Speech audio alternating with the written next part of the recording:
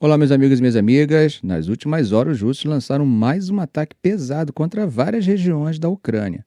Pelo menos 4 pessoas ficaram feridas e prédios foram atingidos. Em Kiev, uma mulher precisou ser hospitalizada depois que mísseis danificaram 12 prédios. Na região de Sumi, no Nordeste, mais 2 pessoas ficaram feridas e no centro do país, em Zitomir, outra também foi levada para o hospital. Esse ataque veio junto com um alerta da Força Aérea Ucraniana sobre um possível ataque russo com mísseis. Isso acabou fazendo com que a Polônia, que é membro da OTAN, colocasse caças no ar para proteger o espaço aéreo. No fim das contas, segundo o que disse a Força Aérea da Ucrânia, eles conseguiram interceptar 6 dos 7 mísseis e derrubar 133 drones dos 213 que foram lançados. Afirmaram também que outros 79 não chegaram ao alvo, provavelmente por interferência de guerra eletrônica. Agora, olhando para o que está acontecendo na linha de frente, a Rússia está avançando em várias direções. No Oblast de Kursk, tem movimentação perto da fronteira com a Ucrânia, no nordeste de Sumi e em áreas próximas a Sudzha. Um blogueiro militar russo alinhado ao Kremlin afirmou que as forças ucranianas reagiram a contra-ataques na estrada H07 perto de Sudzha. Já imagens geolocalizadas publicadas mostram que os russos conseguiram avançar na região de Lebedevka. Outro ponto sob forte pressão é Chassivar, que há semanas está na mira da ofensiva russa. Os combates continuam ao norte da cidade, na região de Urikov-Vassilivka e ao sul, perto de Stupok e Predtekine. E nessa região também houve avanço russo. Imagens geolocalizadas indicam que eles avançaram ao longo da rodovia T-0504, que liga Chassivar a Konstantinivka. No sul também, os russos seguem pressionando em Velika Novozilka, com ataques constantes. Relatórios indicam que eles avançaram ao noroeste de Vremivka. Enquanto tudo isso acontece no campo de batalha, a diplomacia também está pegando fogo. O Conselho de Segurança das Nações Unidas aprovou uma resolução proposta por Washington para marcar os 3 anos da guerra. Mas tem um detalhe importante: o texto não responsabiliza diretamente a Rússia pela guerra. Isso já mostra uma mudança na abordagem da Casa Branca desde que Trump assumiu. Antes, sob Biden, Washington liderava esforços para pressionar Moscou. Agora a postura está mais neutra, aparentemente buscando uma solução negociada. O embaixador russo na ONU, Nebenzia, reconheceu que houve uma mudança de tom e disse que essa resolução pode ser um primeiro passo para negociações futuras. Mas essa nova posição de Washington não agradou todo mundo, né? França, Reino Unido, Dinamarca, Grécia e Eslovênia se abstiveram da votação. Já a Rússia e China votaram a favor, o que mostra uma divisão clara entre os aliados ocidentais. O Reino Unido, por exemplo, deixou claro que não aceita qualquer tentativa de equiparar Ucrânia e Rússia no Conselho de Segurança. Woodward, a embaixadora britânica, disse que a guerra tem um agressor claro e que qualquer acordo precisa refletir isso.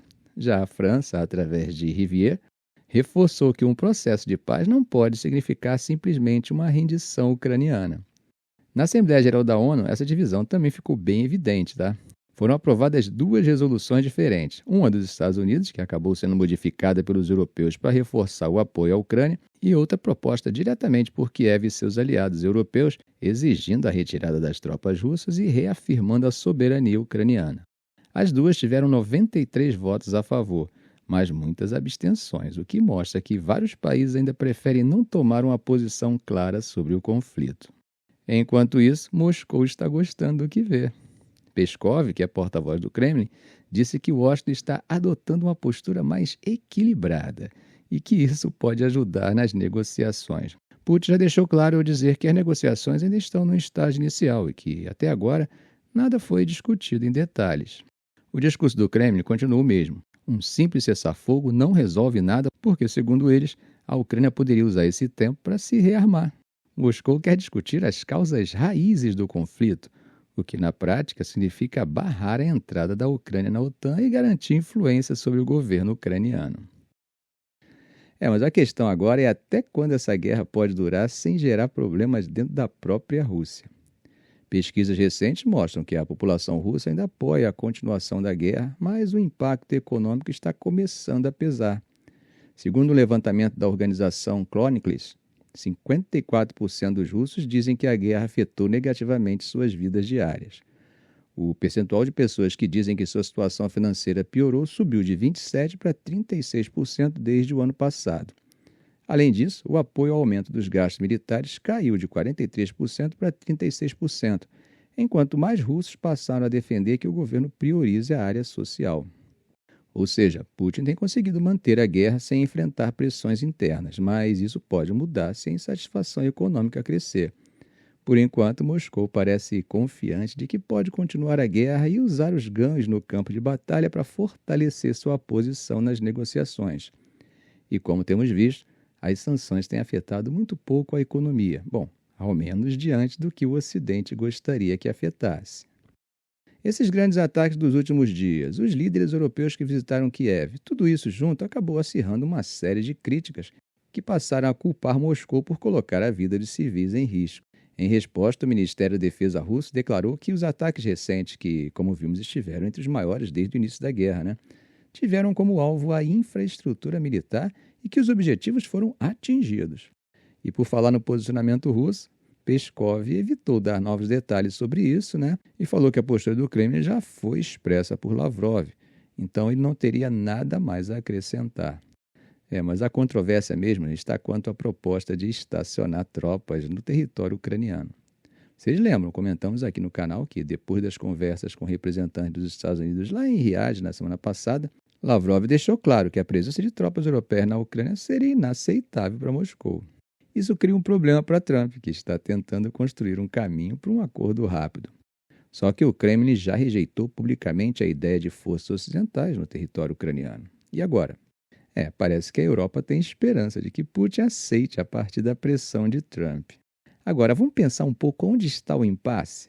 O impasse está justamente nas argumentações que justificam a guerra. Para o Ocidente, o que ocorreu foi parte de um processo expansionista russo.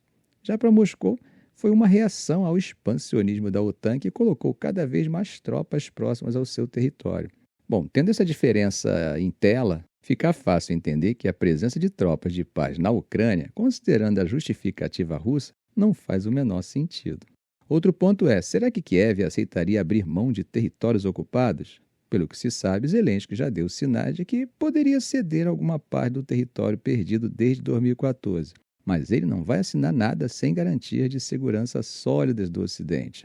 E para ele, agora, isso significa a presença militar europeia no país. Perceba que ele já mudou em 2 pontos, Antes, perder território não estava no radar. Agora ele já admite. Antes, entrar para a OTAN era a única garantia de segurança. Agora já não insiste nesse ponto e se agarra à proposta de tropas de paz. Quando vemos a postura russa, percebemos que Putin fez questão de moderar as expectativas sobre qualquer avanço rápido nas negociações. Ele disse que teve conversas gerais com Trump sobre um possível acordo, mas que nada foi discutido em detalhes. O discurso do Kremlin continua o mesmo. Não adianta só parar os combates, porque isso daria tempo para Kiev se rearmar.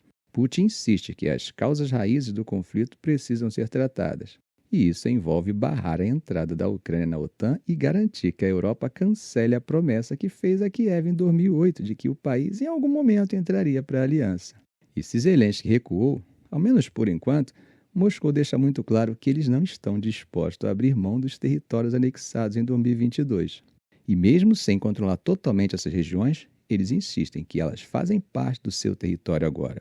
Ou seja, qualquer negociação vai esbarrar nesse impasse. Por mais que tenha gente dentro do Kremlin considerando negociações, a visão dominante ainda é de que o tempo está ao lado da Rússia. A estratégia parece ser continuar pressionando no campo de batalha para fortalecer a posição nas conversas diplomáticas. E como um analista próximo do governo russo colocou recentemente, cada cidade que a Rússia captura só endurece ainda mais a posição do Kremlin. Bom, conforme vimos, de um lado, a maioria da população ainda apoia a continuidade da guerra até que Moscou alcance os objetivos, mas ao mesmo tempo o impacto econômico está começando a pesar mais. Ficamos por aqui. Se esse vídeo foi útil a você, faça um comentário, compartilhe em suas redes sociais, dê um like. E é claro, se ainda não for inscrito, inscreva-se no canal e ative o sininho para não perder os próximos vídeos.